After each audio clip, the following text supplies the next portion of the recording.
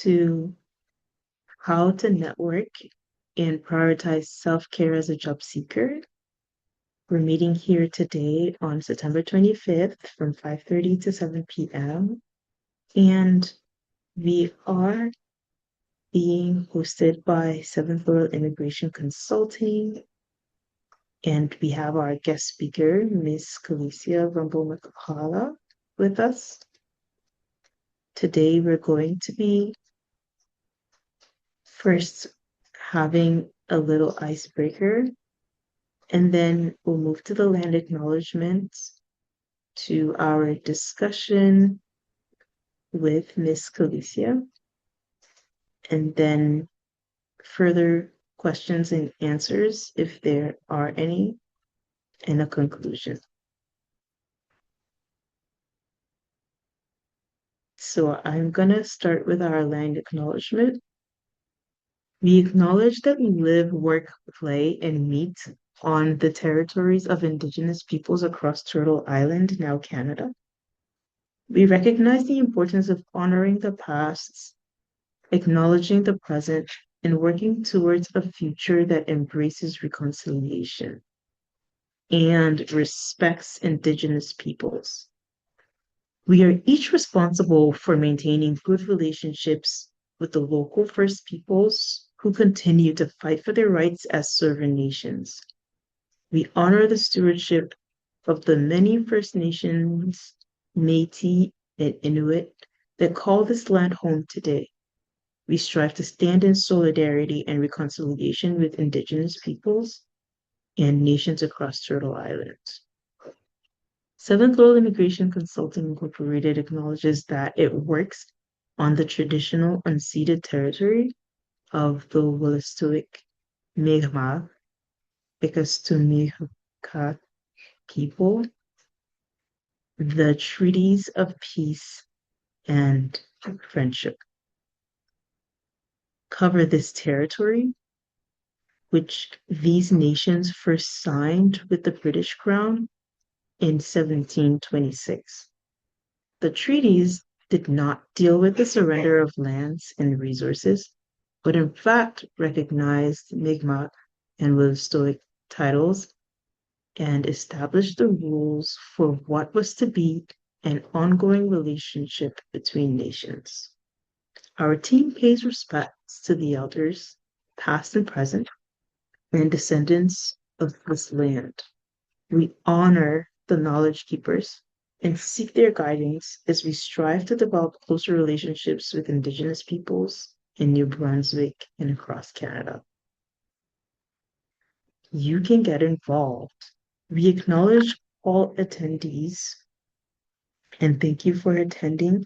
And we also encourage you to actively engage in reconciliation efforts. One way that you can do this is to get involved by learning about the native land, by visiting Native Land Digital to be familiar with the traditional territories you're on. Thank you. So to get to know Seventh World Immigration Consulting better, would like to briefly share, we are a Black women-led enterprise which offers compassionate support to people of diverse backgrounds through immigration applications, international education recruitment, travel booking, and research-based settlement information. And we also have here our wonderful guest speaker, who I'm going to be introducing, Ms. Kalicia Rumble-McCullough.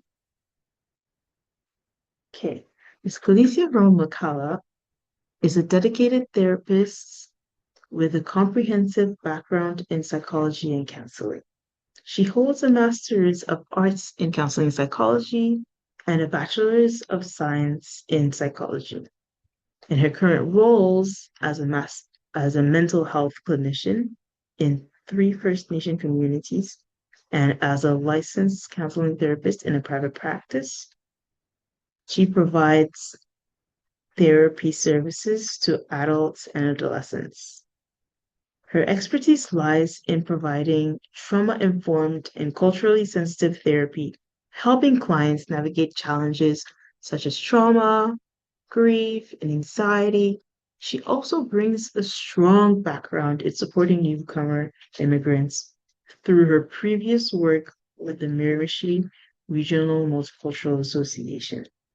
Her approach emphasizes creating a safe, collaborative, and non-judgmental environment that fosters trust, openness, and authentic connections. Ms. Calicia recently made significant contributions as a workforce consultant for the government of New Brunswick, where she provided HR support and served for 3 years businesses in the province's northeast region. And without further ado, I'd like to welcome Miss Calicia to speak with us. But thank you so much for that. I truly am happy to be here. I know my internet was going in and out, so please let me know if there's any point when you can't hear me, and I'll do my best to try to adjust as we go along. So, as you'd mentioned, I do have a presentation. However, I just want to open up and just say this before we go forward. Um, just want you guys to know that I would like for this to be an interactive type of session, and I'll say it's a session. Of course, my background, as you know, is a therapist, so session is something that I say a lot. I like to know that people are able to ask questions instead of me just telling them things. And so feel free if you have questions as we go throughout. You can, I guess you'll be putting those questions either in the chat or directing them to Deborah, whichever way is more comfortable for you or whichever way that works best for Deborah. And again, thank you so much, Deborah, for your introduction and for reaching out and asking me to help with this. It is certainly a passion of mine to help newcomer, whether it's newcomer immigrants or even individuals looking to move to Canada in whatever way I can with providing information. You're As very welcome. even though it wasn't, yeah, thank you. Even though we didn't mention it in the introduction, I too am an immigrant to Canada for several years now, but I've gone through all the things that you're either going through now or you're looking to go through. And so I'm really bringing myself and my experience in this discussion. So, and that's why if at any point you have questions, feel free to throw them in. And so, yeah, so I'm guessing, Deborah, you started up with some questions. So I guess if you want to go ahead, or Uh, if you want, I could read. Yeah, go ahead. Yeah. Definitely, I can read them out. I thought I would start with, first of all, Yes. the theme for networking. We had definitely a couple questions around networking first. Let's say these two Mm, questions here, and then another question that's not here, but on later slides it says, "Will I have the opportunity to network?" Absolutely, you will. So I've answered that off the bat to set the mm, expectations for our meeting today. So the first one here mm, relates to people who are currently living in Canada. And the question mm. is, what are the most effective initial networking strategies for an immigrant or newcomer seeking professional employment in a specific new community? So, Okay. our, yeah, definitely. Okay. All right. So no problem. So I'll jump right into it. So Mhm. that question, there are a lot of layers to that question. And what I'll do, I'll go through stuff just one by one. And again, if you have questions, you can certainly pause and I'll pause and I'll answer those questions. So the first thing I would say is that moving into any new community as a newcomer, the first thing you want to do is to do your research. Research is so important. And as we move throughout our discussion, you will see how doing research can prevent so many things, whether it's immigration stressors and all those different things that will come about. But to speak specifically to this question, one of the things that a lot of newcomers, as it relates to really having strategies for any immigrants or professional in this specific in their community, one, you may want to look into joining local professional associations. So as a newcomer coming in, you want to ask yourself the question, what is it that whether it's maybe looking to study, what is it that what's the particular profession that I want to get into? And so when you have those things pointed out, you want to then probably reach out to, let's say, a certain types of association or backgrounds that will give you information on that. So let's say, for example, you're a psychologist and you're looking to become a psychologist, whether it's in New Brunswick or even if it's outside of New Brunswick. You want to reach out to the professional bodies that regulates this particular profession, because that's going to tell you what is it that you need to have before you either come, or even if you're here, what is it that I need to kind of, well, if I'm lacking something, what I need to kind of add to that. Ah, I see Deborah. Go ahead. Yeah, so this is a very good question. Hmm. I wanted to know if in Canada there is a website where all the professional associations are listed. How do I go about it? Mm.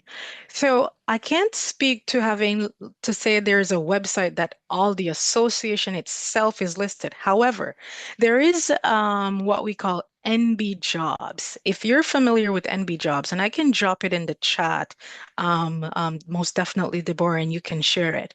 So when you go on NB Jobs, there is a section there that you can click on. Let's say, for example, you want to find out like a profile of a certain profession. When you click on that, there is a search content that's there that if you want to become an engineer, for example, and you type engineer in that section, once you do that, it's going to then generate and show you one, all the one, information about that profession. Two, it's also going to give you information as to a link or what the regulatory body is that you need to either refer to. So there isn't per se, or that I know of, a list of to say all the different websites you need to go on. However, going through NB Jobs, it gives you the profile, it gives you the knock code of the profession, and it gives you other things about that profession. Another cool tool about that same website is that, let's say, for example, if you want to know how many jobs are actually available in that particular field, it also generates that information. So it's a pretty cool tool for you to use. So NB Jobs is definitely a place that you can go to. Did that answer your question, Deborah? Absolutely. Thank you so much. Okay, excellent. So yeah, so about just to further give information on this question. So yes, you want to definitely go on these websites. If you're gonna become a barber, for example, you want to know if you're coming from your country, what is it that I need in order to make sure that when I get to New Brunswick, that my credentials are going to be adding up. So you want to definitely look into these associations to make sure that you are going to either match up, or if you need additional things, what is it that I need? So it's important to do that. Not just that.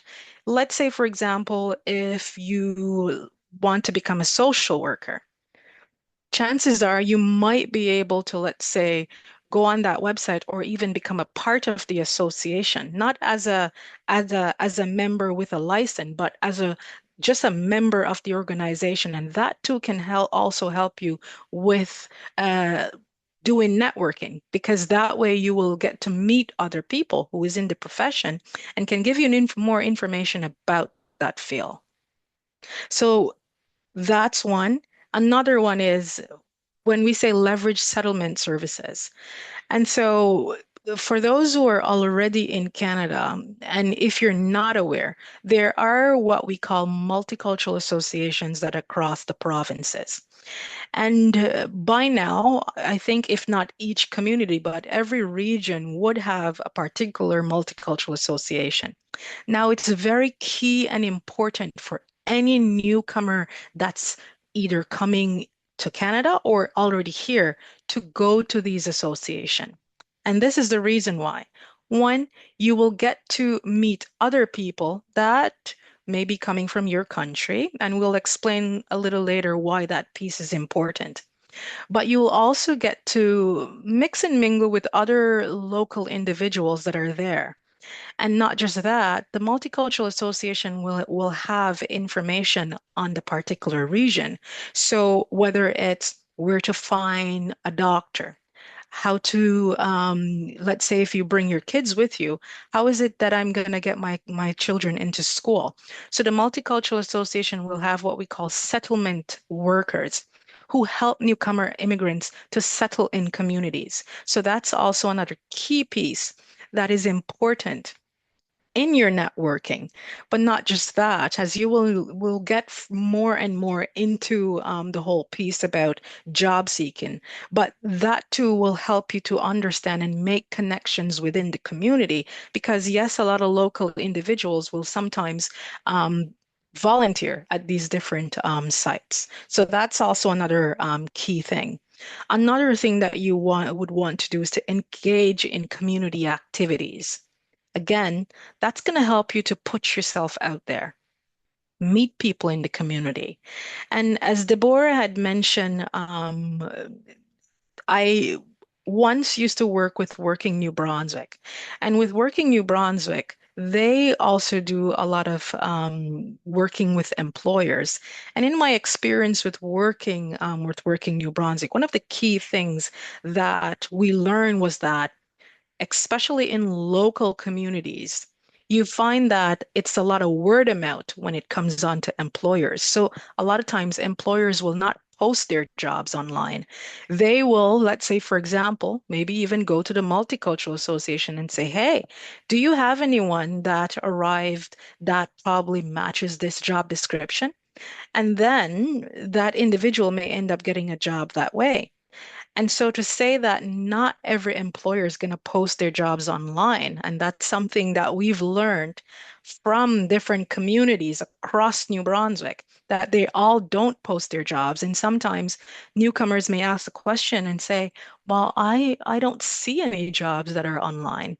But the reason for that is because a lot of employers do word of mouth instead of posting. And so when you go out and you make these connections in the community, that individual may know an employer that has a job opening. And if you present yourself in such a way where the person now recognizes, this person is looking, then they would recommend you for that job. So that's why that is so important again with connecting with the community. And again, there are also other benefits of that, which we'll get into a little bit later. Another key piece too is your resume. Resumes are so important.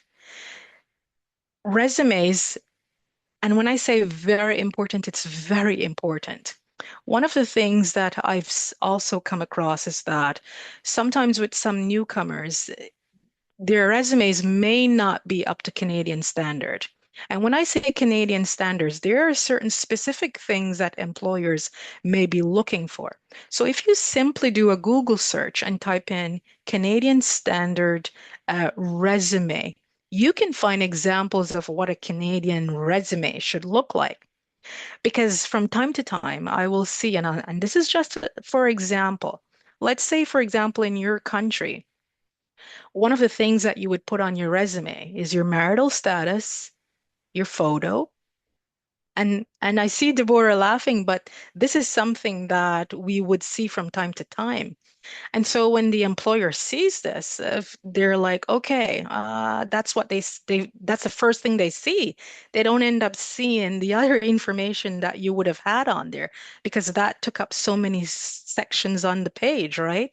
And so your resume then gets at the bottom of the pile. And so you want to look to see what the Canadian standard is and take the time to, you can ask someone, for example, to just to look over it, maybe a local individual. Another place that you can also go is we have with Working New Brunswick, they have what we call career employment centers. And these career employment centers sometimes do help to just look over your resume to help to say whether or not it looks good and it's something that you can move forward with. And so those are key places that you can look into going to making sure that your resume is up to standard. And so another thing, information interviewing. And I made just some quick notes here that I'm just glancing at. So with information interviewing, again, if you know you come across professionals within the field that you are looking to get into, don't be afraid to ask them questions about, okay, so how is it that you went about to do this or that? Question them, ask it, politely ask these questions just to get more information about what is it that you will need in order to succeed in your field in New Brunswick. Yeah. And if anyone have any questions again, you can certainly jump in. Yeah, go ahead, Devorah. Sounds like my questions are many. No, go ahead. So I would like to know how you go about networking. Various countries and communities have various approaches to meeting people that you've never met before. So how do you, I want to use the word land, but maybe I should use a different word. How do you secure a 15-minute coffee conversation with a professional in your field? Mm. So how do you secure professional a conversation or a coffee date then? Let's put it that way, with somebody in your field. And again, it goes back to reaching out to the association. And sometimes when you look on these association, you will see names of individuals that are rather in your region that you sometimes can make that connection. But again, it also goes back to making that connection with the Multicultural Association.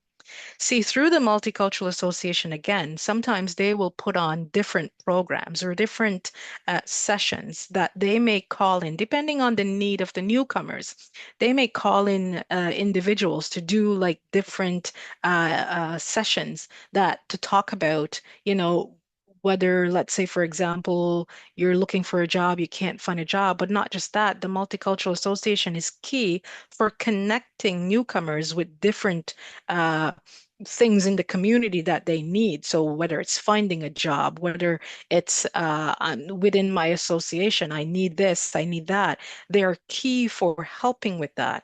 And so one, you want to be checking on the website itself of these association. And two, connecting within your multicultural association so they can also help you with these things and send you in the right direction of who is it that may be within the community. Maybe it's them having like I mentioned, having, let's say, a presentation of a social worker. If you're looking to become a social worker, they could ask a social worker from the community to probably come in and they could then do a presentation. So that's why it's always key to go back to the multicultural associations to have those discussions and connect with them. Thank you. That was very helpful. You're welcome. You're welcome. Should I ask the next Yeah. question? Yeah, you can go ahead. So, a question has been posed for those who are not quite yet inside of Canada, but are Mhm. wanting to move. So, beyond securing immigration documents, what are the essential professional, financial, cultural preparations a skilled worker should complete before arriving in Canada? Mm, mm. So the first thing, and thank you for that question because it is so important. So for anyone that's coming from outside of Canada, the first thing you really want to look at language skill. My time at working New Brunswick, this was something that we came across that was one of the major things that are common among a lot of newcomers who probably had difficulties either connecting, whether it's networking, as I mentioned, or whether it's securing a job. And language was the key piece there that sometimes for some individuals, maybe their language wasn't, and I don't want to say up to a certain standard, but let's say, for example, when you do your language assessment, for some people, maybe they score a little higher on their assessment. For some people, maybe it's a little lower. And so it is key for you to check to see are you at with your language level in order for you to communicate when you come, because then when you go to an interview, you want to be able to, one, even if you're able to understand your employer, you would want your employer to understand you at the same time. And so in your preparation, you would want to take time to see whether or not it's going on web-free websites, or even if it's paying for a class, if it's something you can afford, to upgrade your language. So if it's in the case where whether it's French or English, you want to reach out and try to find ways to see how you can work on those skills before coming, so that when you get here, you're already prepared, you're already job ready, as we would have termed it. Because if you're not job ready, then what it does, it keeps you back from securing that job. Even if when we look at your resume, for example, and your resume has everything on there and it's perfect, but if you're not able to communicate, that then makes it really difficult for you as an individual. And so it's to spend time on that piece, talk with other individuals. And again, uh, when you get to Canada, even if it's a case where you didn't get the chance to fully work on that, when you get here, the Multicultural Association is there where you can go, and they also put different programs on that possibly could help with your language skills. But this is something that you want to start working on way before you actually decide to come to Canada. Another thing too is that and this is something that Deborah and her team probably can even elaborate on, but you want to make sure that the documents that you have, they are already translated into the language that you will be working in when you get to Canada. And that then will make things a lot smoother for you, other than waiting for your documents to be translated. So it's putting in that work before, and so that when you get here, it's a smoother transition for you. You're not sitting down waiting for quite a while before you're able to get a job because you're waiting on those things to get done. And another thing too is, believe it or not, financial. And so financial is very important because sometimes for some individuals may not have, let's say, done the research in order to, let's say, understand how much is it that I'll need when I actually get to my location. And so it is so important to do your research on making sure that I have enough money in order to make sure that I'm okay until I do either secure a job, or just to make sure that you're okay for a several or a couple amount of months. And so maybe Deborah and her team can give more information on what's more expected from an immigration standpoint with that. But surely, because we do know that not properly preparing financially does then go back and causes certain types of stressors. And then and that's when we get into the different types of migration stressors. And most definitely finance is one of those that one of those things that causes migration stressors, right? Another important piece is culture. Culture is so important, especially not just knowing the workplace culture, but culture in itself, being culturally aware yourself, but also being aware of the culture that you're going in.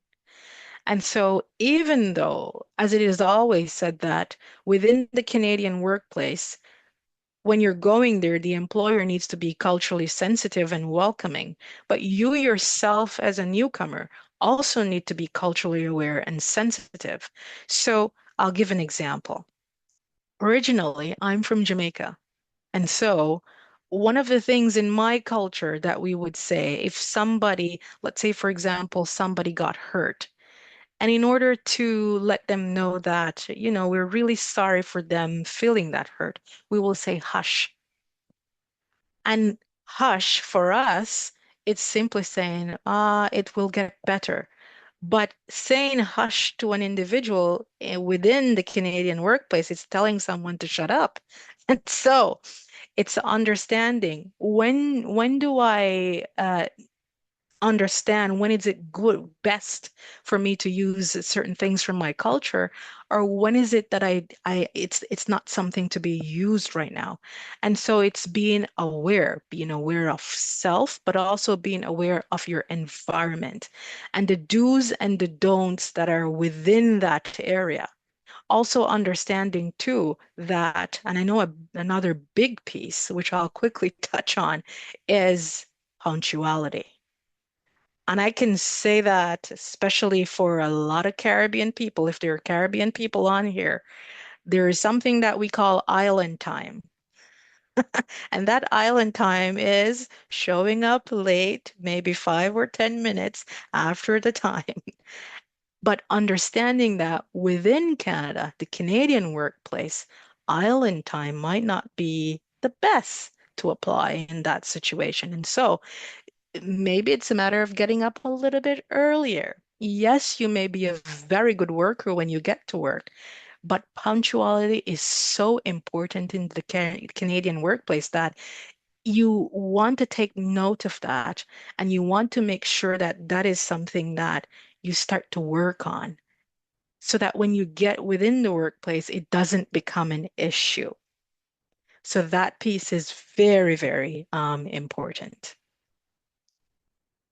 Yes. I hope I answered your question there, Deborah. Yes, I was looking for my hand raiser so that I can ask a follow-up question. So, Yes, go ahead. culture is a very big piece, and knowing Hmm. where cultures are similar and they're very different and when to apply them, that's for sure. How can Hmm. you know more about Canadian culture before you come to Canada so you don't commit faux pas? Okay, that's a very good question. Again, researching wherever you're going. So you had mentioned before that there's someone in here from Moncton.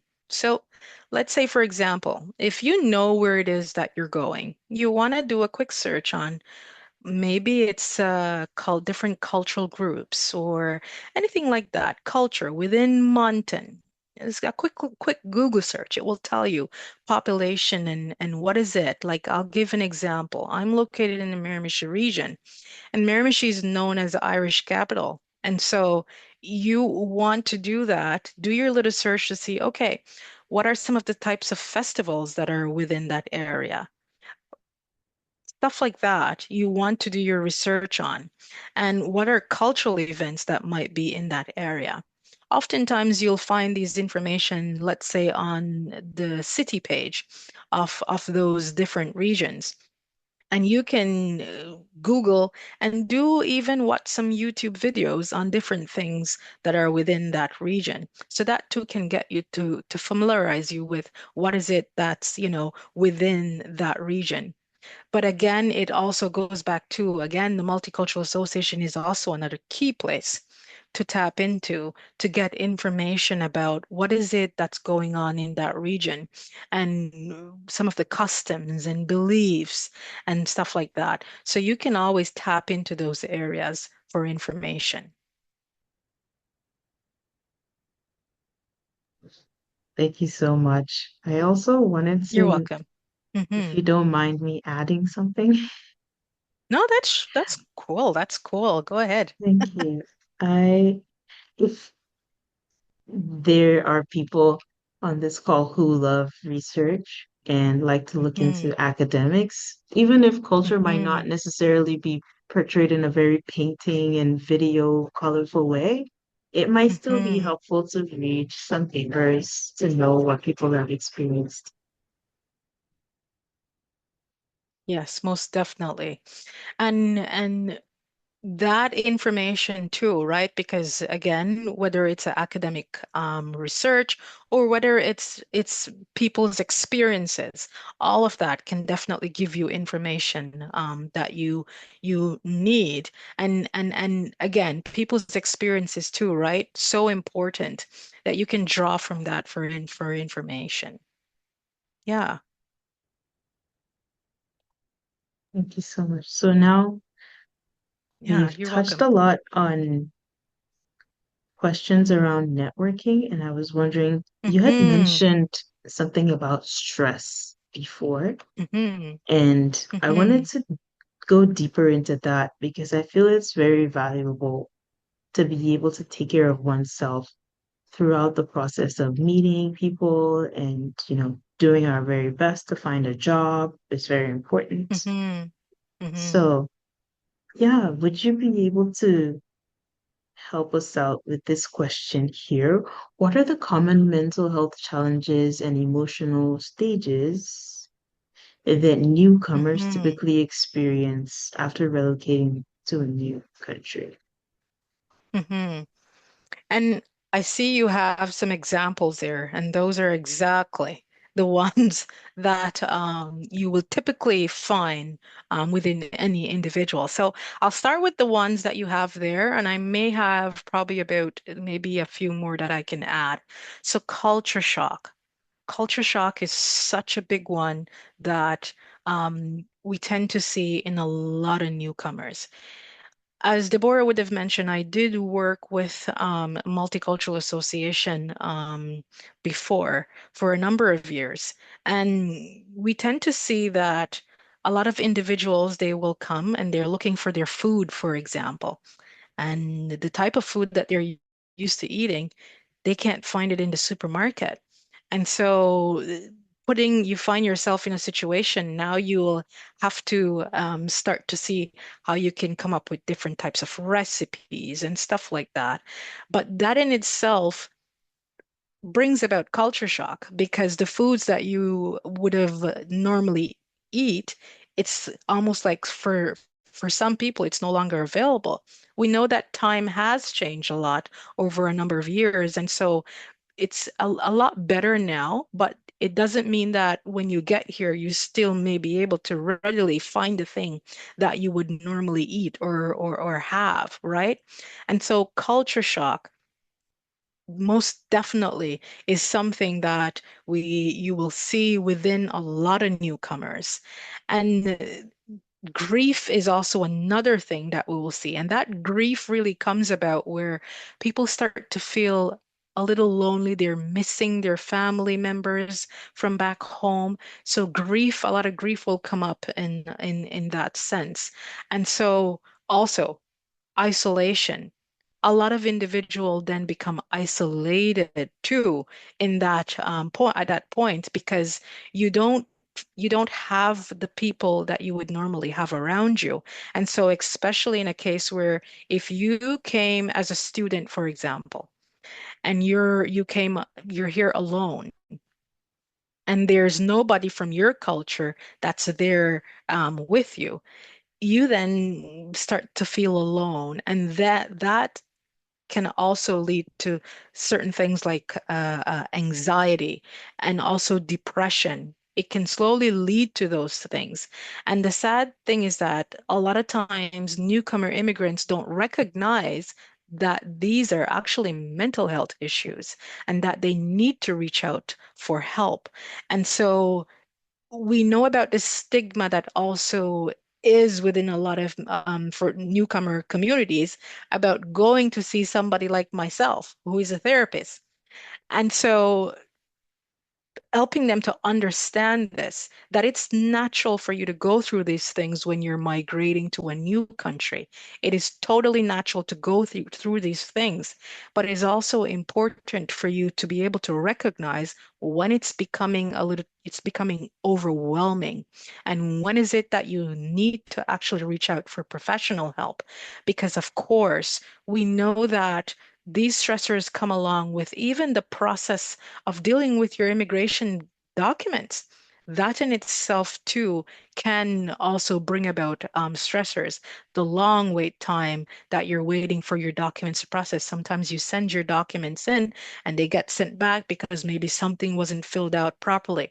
Or not just that, you may have applied for a spouse or children to come along with you, but they got turned down. And so those things then causes a lot of stressors. The stress of not having family members around you, again, as I had mentioned. And so all those things are common things that you will start to see in a lot of individuals. And so it's so important to understand and identify these things and know when it is that you need to reach out for help. Yes, Deborah, go ahead. Absolutely. Thank you so much for sharing all these examples. And as you were Mm, talking, a lot of examples came to my mind as well. Uh, mm-hmm, Recently, I met someone who had come from a different country and was facing mm, financial issues related to okay. school fees. Mm, So the person had to go and work as many hours as possible to also study at the same time and pay school fees. mm-hmm, mm-hmm, And that network of support that would have necessarily been there from back home where the person was from was absent. And so in my conversations, I kept on emphasizing that although reliance on spirituality and depending on God as an example, that He will provide that finance is very important. Also recognizing that that network of support was very far away and needing to reach out here in Canada would also be very important. I don't know whether you'd also be able to speak to help seeking because you've touched on it a little bit about seeking help professionally and also in the in mm-hmm, communities as well. mm-hmm. And so even before I touch on that, I guess one of the things that first and foremost to prevent those things in the first place too is, as we say, going back to making those connections. So I'll give an example. When you talk about praying to God or your church, which a lot of newcomers, instead of and nothing is wrong with, and it's totally fine knowing that you're coming from a background that you would pray and ask God to help you with these things. Nothing is wrong with that. But also understanding that there are Christian counselors that are available that also incorporates that into their sessions to help individuals with that. So it's not a matter of to say that this person is taking care of your problem. The person will then help you to navigate how to get yourself back on track, but also incorporating the things that the Bible would say about how to, for you, in order for you to get over these things, right? And so there are Christian counselors that are out there. But going back to you making those connections from early. So I'll give an example. One of the things that I used to tell a lot of newcomers who came to the Multicultural Association is that if it was a case where you were going to a church in your country before, reach out to a church here even before you come. Because sometimes for some individuals, what would happen is that when they reach out to these different churches, sometimes the churches would even also help these individuals pick them from the airport, invite them to dinners and stuff like that. So they then had a sense of community, and that in turn also helped with mental health, right? The same thing also goes to when individuals reach out to the Multicultural Association, they get connected with other sub-ethnocultural groups. So I'll give an example. Here in Miramichi, we have groups such as Miramichi Afro-Connection. We also have the Filipino Miramichers. There are different ethnocultural groups that are around. And so when a newcomer comes to this region, we would then lace them onto these communities.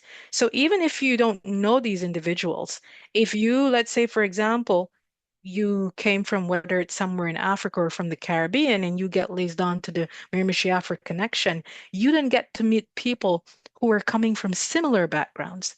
And so if there are days you're home and you're feeling really stressed and have no one to talk to, you actually have somebody that you can relate to from these groups. And so that's why it's important to make these connections because it's as a result of these connections that will really help you to not get to the point where you would actually need to come see someone like myself. So not that it's not important to speak with a therapist, for example. It is important. But the key thing is, how do you prevent it in the first place? It's making these connections, even if you're on here and you're not yet in Canada. Reach out to these different places, whether it's a church, it doesn't matter. Reach out and they can start to help to guide you because I've seen it happen with a lot of newcomers. And in their transition, it helped them to integrate into the community way better than if you have no connection at all. That's awesome. Thank you so much for sharing. In fact, at Mm, Seventh Laurel, because we understand the importance of connections, we have the Canadian Community Connections. mm, And yeah, we'll be reaching out to our registered attendees about mhm. this information as well. It's just very Yeah. important to stay connected. Yeah, most definitely. And another thing that I want to also add is that imposter syndrome. Imposter syndrome is something that we see a lot too with newcomers. Coming into a new environment and where I'll give examples. Okay, for example, let's say you are from the Middle East, and I'm giving examples that are real. Coming from the Middle East, let's say you were a doctor. And then when you get here, because your credentials are still being assessed, you are not able to be a doctor right away. And so you find that in that transition of becoming a doctor, maybe it's a matter of you going to work at a supermarket, for example. And sometimes you may have questions as to why is it that I'm here? But not just that, even when you become a doctor now in New Brunswick, for example, you then start to question because you had gone through all the other things in order to become a doctor here, looking at the fact that you were a doctor in your country, you question whether or not you are enough or you actually add up to what's here in New Brunswick. And so people will start to, as I mentioned, question, do I even fit? So that imposter syndrome will is something that will definitely come around, especially when you get in the workplace too, and you recognize that there are some things that are culturally different. You start to question, do I belong? And so that is another thing that definitely will sneak up one way or another. It does show up for individuals. And so it's always going back to making those connections so you don't start to become isolated because one of the things that happen with imposter syndrome is that people will start to isolate. And once you start to isolate, you know that depression and all those things are going to come around. And so it's reminding yourself of your values. Who is it that you are?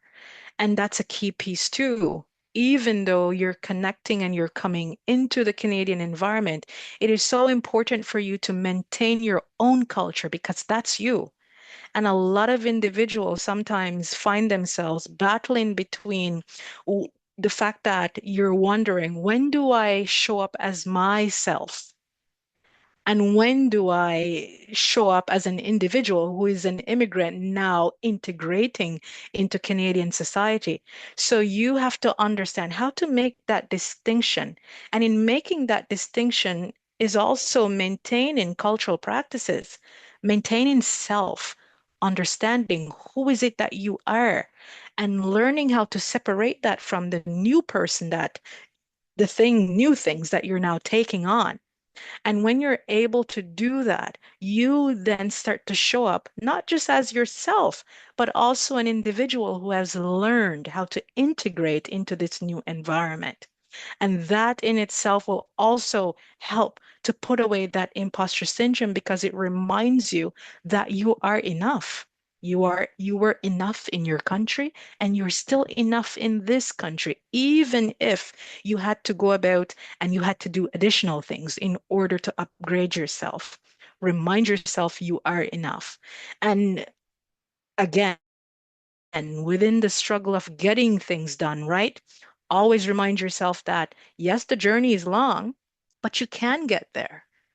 So showing up as yourself, but also leaving space to understand the space that you're in and knowing what it is that you're going to take on. You don't need to take on everything that's there, but know what it is within that environment you are now willing to put within your space and use that as you move forward.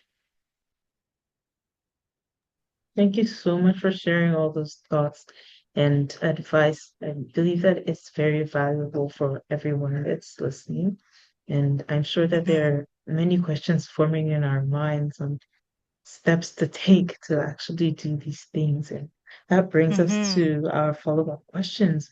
What are mhm, actionable, culturally sensitive self-care mhm, strategies or coping mechanisms that mhm, newcomers can immediately implement to manage the mhm, stress and anxiety of settling into a new? Yeah. mhm. And hearing that, three things quickly came to mind, and as I guess as I go along, I'll add more. But as I mentioned, stay connected with your cultural groups. Find them, and if there's none there, create one. Create that cultural group. Having culture around you, that also helps to maintain your mental health, like I mentioned. So, an actionable thing to do, maintain your own individuality, but at the same time, your cultural practices. There are, again, through multicultural association that encourages that.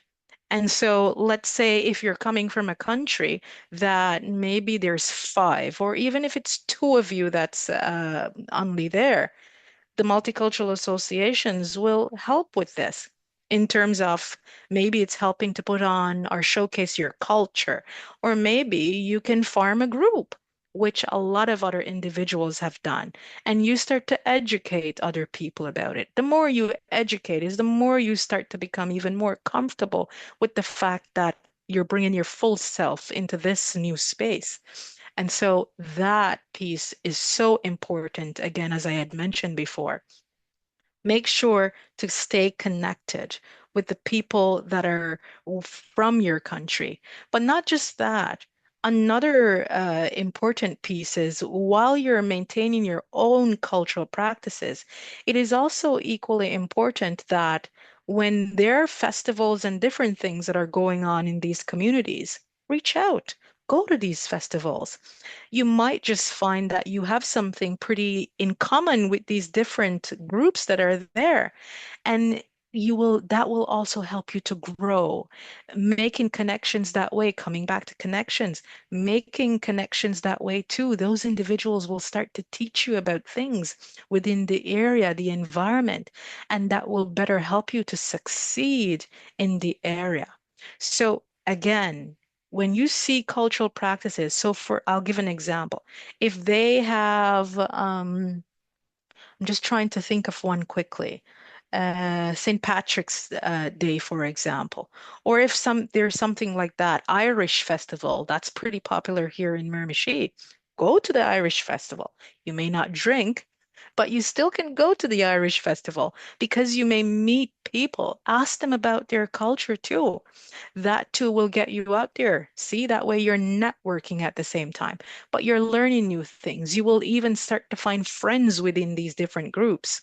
So that in itself too also will help you with that. Another thing is, like I mentioned, build supportive routine and seek community support. Seeking community support again is so important. Community is so, so important. Whether it's your own community or the community at large, seeking support from that group. And if we're coming into more self-care types of things in terms of whether it's mentally or in a clinical setting, one of the things that I would say to my clients, if you find yourself feeling a little overwhelmed, stop and do some deep breathing exercises. And that can definitely help you to just calm down a little. We have another thing that we call grounding techniques. You can ground yourself. Ground yourself sometimes, and a quick one I will share with you is that you look for five things around the room that you can see. And when you find that there's a lot of anxiety and anxiousness that's there, you look for those five things. And then it goes down all the senses. So five things you can see, four things that you can touch, and you touch those things. Might not seem making sense to you, but when you're actually in the moment, you will see it starts to ground you, brings you back to the present. And then you're going to look at, we're at what? Three. So you're looking at three things that you can smell. And if you can't smell three things, well, let's move on to the other one. But you continue, and then it goes on to the last one, which is one thing that you can taste. And that's going to bring you back to your present self when you're feeling very anxious. It grounds you. That's something that you can do. Another thing, pretty popular, you quickly type on YouTube, relaxing music. Sometimes there's sounds of the rain. Those are things that you can listen to, and they actually help to make you feel a little bit calmer. And so those are things that you can definitely tap into when you're feeling a little overwhelmed. But most importantly, when you find that you're getting to into a space where a lot of anxiety is showing up, it's you definitely want to reach out to someone that can talk with you to really help you to ground yourself back again, come back to your present self. Thank you. That's very wise and also very practical, things that we can actually do. Hmm. And as you were talking, I was already even doing those things. Thank you so much. You're welcome. You're welcome. Okay. So, so far, we've touched on those four main questions. And Hmm. yes, we do have other questions that we can look at that have been sent in. But while that's going on, I was Hmm. just wondering if there were any live questions that wanted to be asked. Again, thank you Hmm. everyone for coming. We're very grateful that you're here and we appreciate your attendance. So if you have any question, feel free to put it in the chat or send it as a direct message and we'll welcome them. Yeah, I don't have any question, but I listening. I can say thank you for your teaching to us about this. Yeah, we really feel it by the way you teaching us. I really appreciate that. You're more than welcome. Thank you. Thank you, Mrs. Jordan. Okay, so we'll have some additional questions that were sent ahead of the registration. Hmm. There were about four of them. The very last one and the first one we've touched on, yes, there will be networking, which we're already doing. And the last one is just a theme. Someone is curious to know how to grow and increase opportunities. Now, there are two other questions, and I believe these two juggle the two topics that we have here, networking as well Mm-hmm. as self-care. The Mm-hmm. second question here ties the two in together. I'd read it and give you the floor. So the question Mm-hmm. is, how do I take care of myself when I don't have the finances to do so because I am job searching? Mm. See, that one. We did touch on a few things that you could do there. We know that job search is something that it can take up a lot of time. It can take a lot out of you, especially when you find yourself in a situation where your time is running out. You need to secure a full-time job, and you need to secure that. So you're hustling and bustling and really trying to make sure that you secure that job so you can make sure your papers are okay, and also so you can get your permanent residency. So I'm definitely aware of those stressors that will come. It is something we see in almost every newcomer. And so the key thing is to always go back to making sure that one, just try to remain calm. I know sometimes it's easier said than done, but try to remain calm. Go back to doing up a strategy in a sense that map everything out on a piece of paper and ask yourself, based on the things that are on the paper, what do I have control over? And this is something that I say to a lot of my clients, especially when we stress about certain things. Ask yourself if you have control over that thing that you're stressing about. Once you're putting in the work, you're putting in the effort, the rest of it, if you believe in God, He then takes care of it because you're then doing the things that you need to be doing, right? And so when you ask yourself that question, you're then not going outside of the bounds and worrying about the things you cannot take care of. And if you're a Christian, whether you're a Christian or you're a Muslim or whatever it is that you may practice, it's understanding that things that you have no control over, really, ask yourself, how is it serving you if you continue to dwell on that thing? And so when you mop that out on a piece of paper, you take care of the things that you know you have control over and work at those, and then allow the rest of it to take its natural course. As I mentioned, easier said than done, Mm-hmm. but it's always important if you and I sometimes will ask this straight up question. If you stress about those things, when the time comes for you to enjoy it, but yet you've stressed about it so much, stressed to the point that you get so sick. When the time for enjoyment come, when you actually um, got whatever you were hoping for, you don't have the strength to then rejoice over it, right? And so, why stress over it then?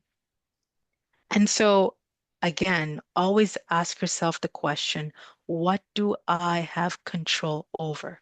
If I don't have control over it, then how is it serving me if I continue to dwell on it? So ask yourself those questions, right?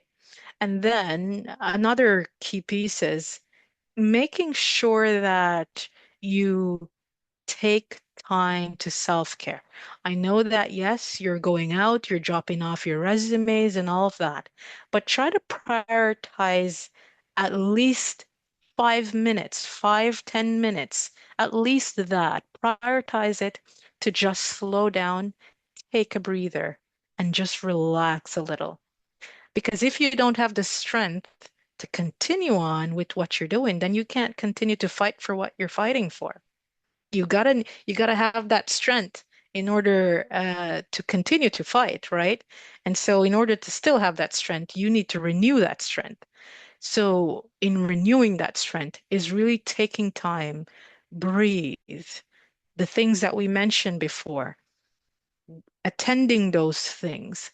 finding community. When they put activities on, go to those activities so that what it will do is, again, when I talk about grounding, it's going to take your mind off some of the other things that are in the background that's clouding your mind, bring you to the present spot of really enjoying yourself and feeling free in the moment, relaxing, so that when you go back, whether you go back home or whichever is the case, you're not really dwelling on the things that are really bugging your mind.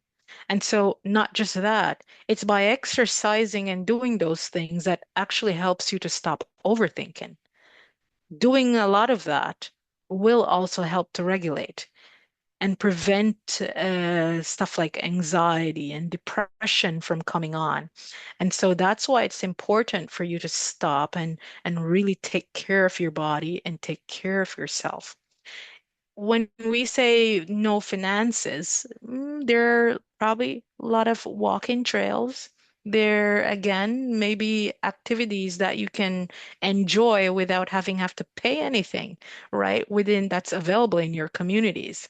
And so again, going back to those key points that I mentioned, going to those places, asking questions about what's available for a newcomer, whether it's games, whether it's associations, ask those questions and they'll guide you to where you can find these things. Take part in those things. Another key thing is too, volunteering. Even though you had mentioned in the question there that you're busy trying to find a job, but when you're volunteering, that too sometimes can help you to take your mind a little bit off the other things that you're really thinking about, right? But it's also helping you to network in that sense and may also help you to find a job quicker. So always go back to those things, right? That's why, again, like I mentioned, networking really liaison on with the community is so important because it helps with so many of these things that we're talking about. Networking, volunteering, and using Mm, nature as a free way mm, of taking care of oneself. Thank you so of much. That's course. very valuable and sound Hmm. advice that we can lean on Hmm. and go back to at all times. Thank you. Now we have the Most final definitely. question here. And after that, I welcome anybody else who has a question to leave it in the chat so that we can address it. Hmm. And yeah, well, after this question, we'll also share more about how to reach out to us if after this event you have questions. So someone says, my question is, as a teacher and an administrator, how do I get remote jobs in the education space consistently? Okay. So this question, I guess, so it can be looked at two ways. So one, is the individual already in Canada or is the individual outside Canada? If the individual is within Canada, then I would say a quick Google search can one, whether it's on Indeed Job, Career Beacon, you can also check on, like I had mentioned, Working NB has these different career employment centers. If you're in Moncton, anywhere working New Brunswick, you will also find a career employment center. And they often do have a Facebook page. So whenever jobs are being posted out, you can go on these pages and you will see the jobs that are actually being posted. And you can apply for jobs by getting information from those sites, right? And so as a teacher, those are pretty good ways of looking out for jobs too, right? And but at the same time, important piece, if you're not in New Brunswick already, you first want to make sure that getting here as a teacher, your credentials matches up. So you want to make sure that you're doing your WES assessment. Those things are very important. But as I had mentioned before, you want to go on, like I mentioned, the NB job website, you can type in name of teacher, you type in teacher in there, and it tells you where you can go to get information, where jobs are located. It will give you all that information. But again, it depends on where you're located. And there is also, and I'm saying this not to say I'm promoting the site at all, but I do know that when you just do a quick Google search on online jobs, sometimes that too can generate different. I'm trying to remember the name of a particular one that's out there that's credible. If I remember, I'll say it to Deborah and she can give you guys the information. But just doing that quick search, you can put when you're typing in, you can put remote jobs. And LinkedIn is a place that you can definitely go to find that. You can put in remote jobs and it can search and find you all those remote jobs that are, whether it's in New Brunswick or even if it's outside of province that you are looking for that job. But again, if it's outside of province, you want to check to make sure that your teaching credentials actually can be used in that province because different provinces has different rules. So you want to be sure about that, right? And so those are places that you can definitely look to find jobs. Um, they'll pop up from time to time. There's also, I'm trying to remember, uh, let's see. And as I remember, I'll definitely give those to the board that you guys can use those informations. Yeah. Very valuable, and I'm sure that the person who asked the question would be very grateful. So thank you so much for answering that. I'm already learning so many ways that Am I I frozen? know. Can you hear me? I can hear you properly. Hello? Yeah, I can hear you. I can hear you now. I guess it's saying Okay. my internet connection is unstable. But can you hear me? Yes, very clearly. So I don't know where that is coming from, Okay, but excellent. yeah, you're Okay. clearly heard. Mm-hmm. This is wonderful. Okay, excellent. So with that, we have concluded the questions that we received. Does anybody have any live questions to ask our mental health professional and former workforce consultant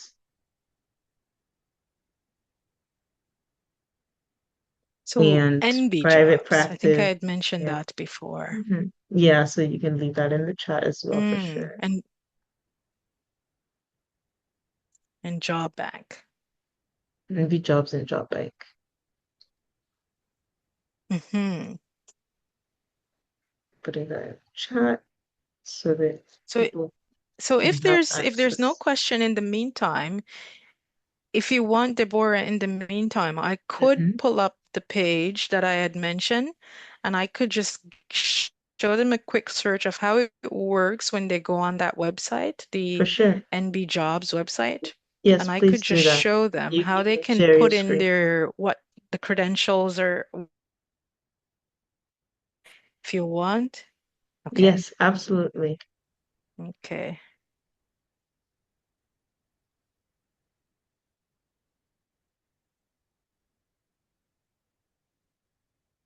Okay.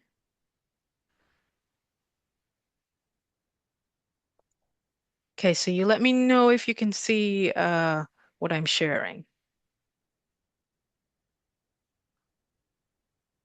Yeah. Okay. Yes. So I'm just gonna just for sake to make sure that you okay, so this is my search. So when you type in, you go to nbjobs.ca. And once you go to that, it's gonna bring you to this page. And then you click on Explore Careers and then Occupational Profiles. And you see they have videos. This is a very good website for anyone, anything about jobs. It's very good. So, not being too biased, I'm going to type psychology in there. So psychologists. Okay. So they have a video that's there, and it's this individual is telling you about how to become a psychologist, for example, in New Brunswick, or their experience as a psychologist in New Brunswick. And then it gives you the knock code. I know knock code is very important for those of you going through immigration. And then if you scroll down, it can tell you also the median wage, the average salary. And see, it tells you employed. How many psychologists are employed? So it gives a lot of information. And then it gives a full knock description. And then this is the key piece that you want to look at.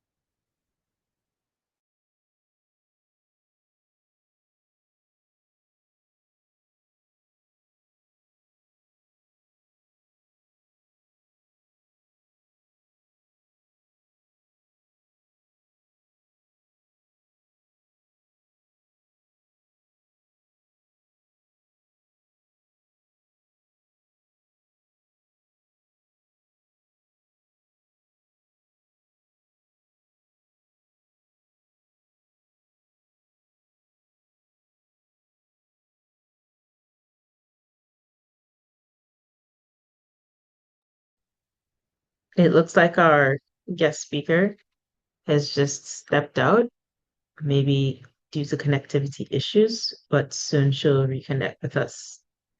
But in the meantime, we get what she was saying using websites that give an outlay of the profession of interests and being able to see what the qualifications and requirements are,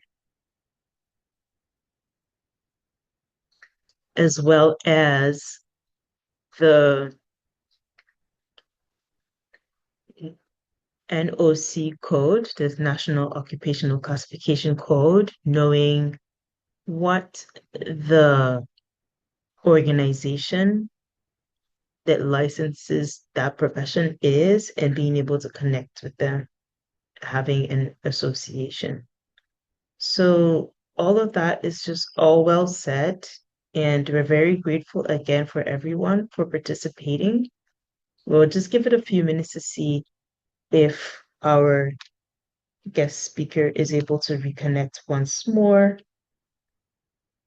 And then after that, we're going to do our closing remarks.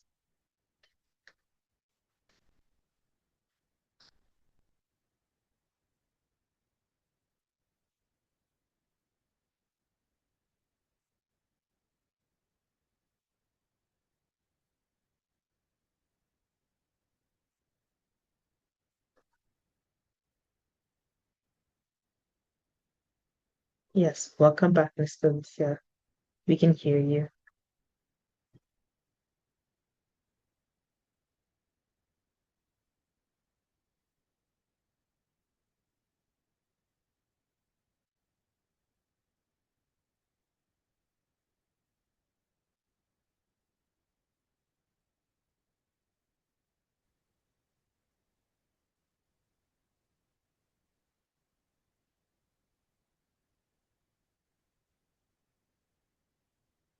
But your audio is not yet connected.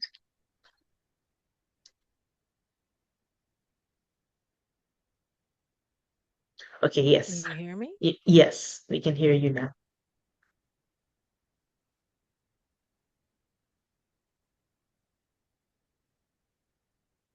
Okay.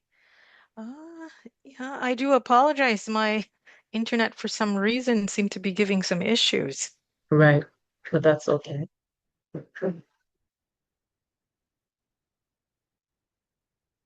Still able to hear me? Yes, we can hear you.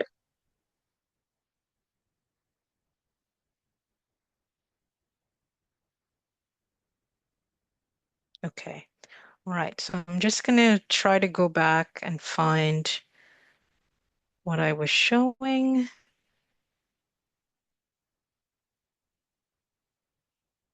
And okay, there. Just let me know when you're able to see my screen again.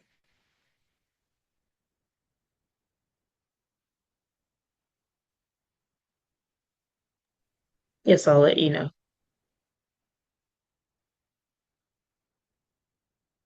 Okay.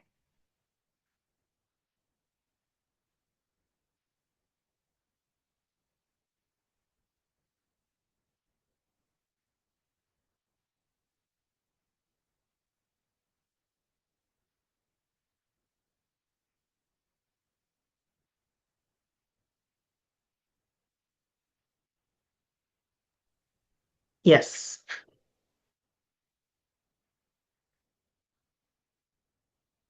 Okay. Excellent. It took quite a while there. But on the same page, like I was saying, if you scroll right down, notice where it has regulation body. And so you can easily, if you don't know the name of the regulator body for, the profession that you're looking for, it's going to be on that page. And then it gives a lot of information, whether it's gender, age, which may not be something you're really looking for, but everything about that profession that you may want to know, not code all of that, you can find it there. And just to do like another quick quiz today that they probably would like us to search for.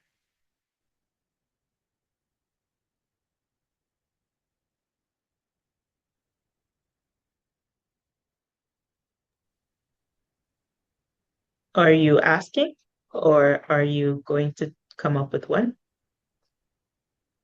Yeah, no, I was asking if anyone Oh, who's joining yes. us would like us to look for something for them. So, or Yes. in the meantime, while they're thinking, I could put, let's say, social work.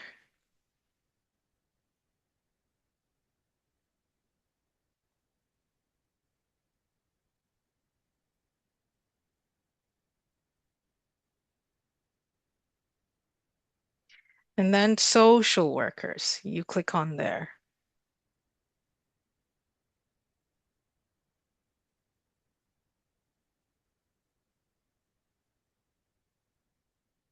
Again, sadly, my internet is giving issues, but most definitely I'll put the link in the box, or Deborah will pass it on to you guys so that you can do your search. Yes, please.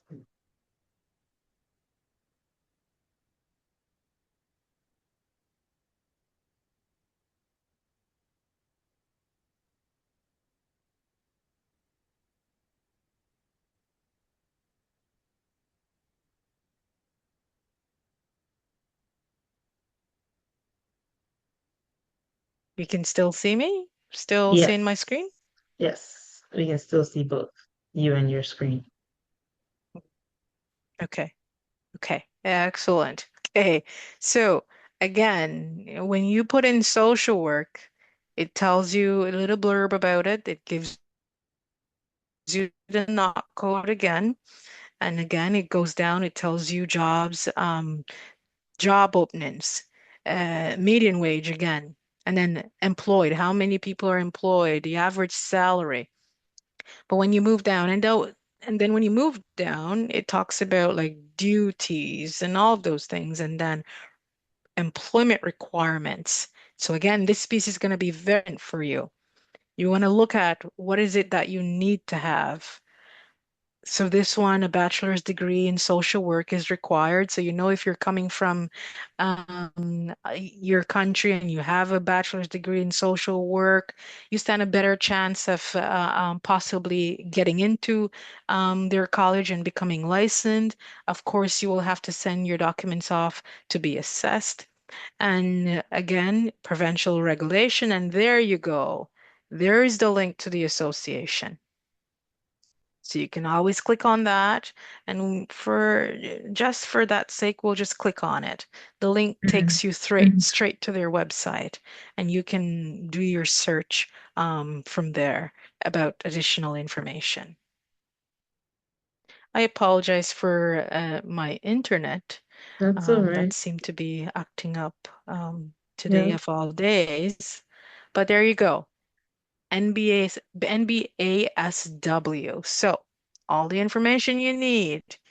Find a member, for members, become a member, and it gives you all the other information. So you can definitely reach out. So if you are here coming from your country as a professional or even looking to come here, you want to definitely tap into this website, nbjobs.ca. And that's going to give you a lot of key information. Again, over the side, see, for psychologists, it gives the information a quick blurb at the side there Wow. for you. So you are able to quickly access that information that you're looking for and really prepare yourself before coming. So I'm going to drop this Link, in the chat. chat. So yeah, Yeah, I've so received there it you now. go. So I will be able to share it with our attendees and those who were able to come today. Thank you so Okay, much. excellent. Okay, so with all of these, we Hmm. know that if we Hmm. have questions You're for welcome. Miss Kalicia Rumble Makala, we can always reach out to Seventh Laurel Immigration Consulting at our various emails, info Hmm. at Seventh Laurel. Let me put that in the chat as well. Seventh Laurel Immigration.com, and ask any of our questions, and they will be forwarded to Miss Kalicia. Thank you again for serving as our guest speaker. We were very, very inspired and we learned quite a lot. We'll be packaging all this information and passing it on. And we know that all those who are watching this recording will learn a lot. So, with this, would like to conclude our session today. And thank you again for coming. We're very grateful on It's my behalf of pleasure. Seventh Laurel Immigration Consulting and all the communities that have attended and will be watching this session. Yeah. So, well, have a wonderful rest of your evening and have a good evening. Thank you. Bye.